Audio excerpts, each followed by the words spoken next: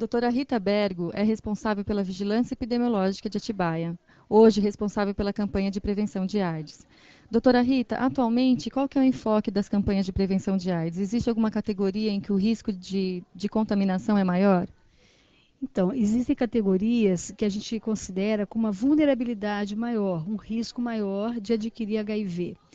E essas categorias são principalmente as mulheres, os jovens, de uma maneira geral, populações em áreas de maior pobreza, são essas principalmente.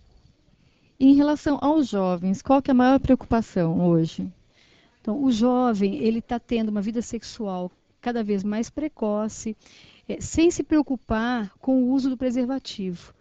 Além disso, ele tem utilizado com uma frequência grande, em quantidade também importante, o álcool, que impede com que ele tome decisão adequada, como a de se prevenir contra o HIV, contra a AIDS. E essa questão do álcool, quem fica mais vulnerável? É o homem ou a mulher? Então, ambos ficam vulneráveis. O homem, se ele tiver muito alcoolizado, ele vai ficar menos ativo sexualmente. A mulher, ela pode ter um papel passivo, então, mesmo alcoolizada, aí que ela vai ficar mais ainda suscetível, porque ela não vai poder negociar o uso da camisinha. E entre os casais, como que é essa questão do preservativo? Então, o que ocorre com os casais é que existe uma relação de confiança em que um dos parceiros, ou ambos, não acreditam que possa haver um relacionamento extraconjugal. E aí também não utilizam preservativo, ficando ambos em risco. Então é importante que, hoje em dia, a gente sabe que todas as pessoas podem ter um risco de adquirir HIV/AIDS. Então é muito importante que elas pensem sobre o preservativo, que elas decidam sobre o uso do preservativo, porque esse preservativo, mesmo em relações conjugais, ele pode ser necessário à medida que pode estar havendo relação extraconjugal. Doutora Rita, a vigilância epidemiológica faz hoje algum tipo de campanha de prevenção de AIDS?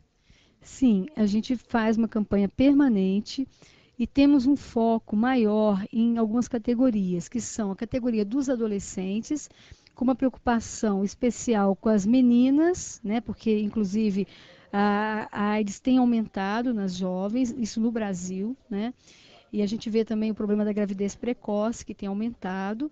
Os jovens HSH é homem que faz sexo com homem, né, porque eles não tiveram aquele impacto inicial da epidemia, né, de alguns anos atrás.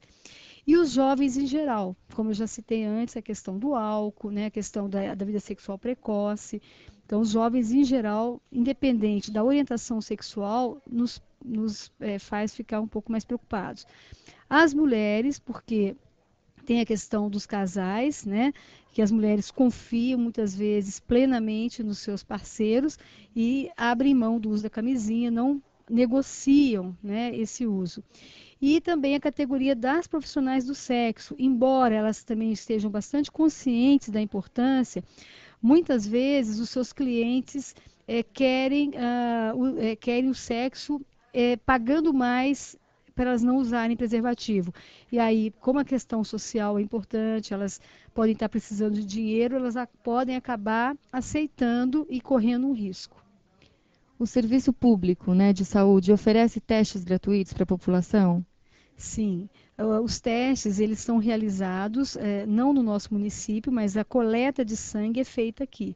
Então, qualquer posto de saúde está preparado para estar recebendo as pessoas que queiram fazer o exame. E é muito importante fazer esse exame. E qualquer pessoa, doutora Rita, ou existe algum critério de seleção? Não, nenhum critério. Qualquer pessoa, ela pode fazer o exame, pode querer fazer o exame e se apresentar. É importante que haja um sigilo, né? A gente procura sempre, lógico, manter um sigilo em relação a isso. Agora, crianças e adolescentes, né, é que tem uma questão legal, né? Que geralmente, para eles fazerem o exame, eles têm que ir acompanhados de um responsável. Isso é o que reza, né, o código da criança e do adolescente. E a distribuição de preservativos? Existe essa distribuição hoje? Sim, a distribuição é feita nos postos de saúde, né, especialmente nas farmácias dos postos de saúde. e as pessoas só têm que se apresentar, mesmo adolescentes, e conversarem com algum profissional de saúde que ele vai estar preenchendo uma carteirinha para a pessoa retirar o preservativo todo mês. E agora, doutora Rita, falando do preservativo, quais são os cuidados, né, que a pessoa tem que ter no uso do preservativo? São dois cuidados principais. O primeiro é a questão da colocação. Um erro que acontece com frequência é a pessoa não fechar um reservatório, não pressionar um reservatório que tem na ponta do preservativo, deixando o ar.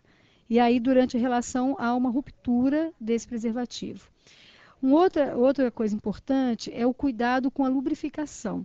Então, se não houver uma lubrificação adequada, ou se a pessoa não tiver uma lubrificação suficiente, né, sendo necessário uma adicional, a que já vem no preservativo e não for suficiente, ela deve utilizar um lubrificante à base de água e não de óleo, porque o uso desse tipo de lubrificante também aumenta o risco de rompimento do preservativo.